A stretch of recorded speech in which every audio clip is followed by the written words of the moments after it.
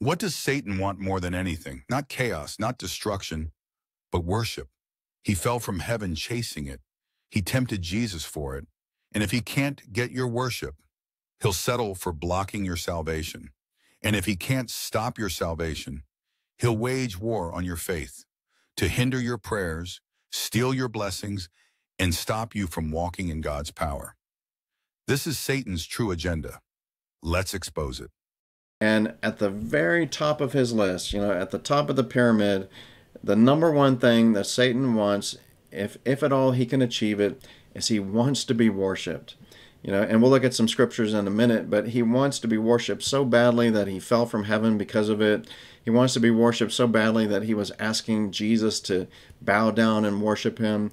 So he's always going through great lengths to be worshipped. He sends beasts and man of sin, man of perdition, to try and perform miraculous signs and wonders to trick us into worshiping him.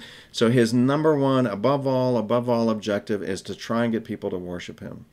Okay, well, if he can't get us to worship him, then the next best thing that he can do is he can block us from salvation. He wants to block us from believing in the gospel. And so that's his second best thing that he can do. He's like, well, if I can't get them to bow down to me directly, I have to stop them from laying hold of Jesus. I don't want that to happen, right? So he's always warring against people, trying to blind their minds and blind their heart and block them from seeing the gospel and believing in it.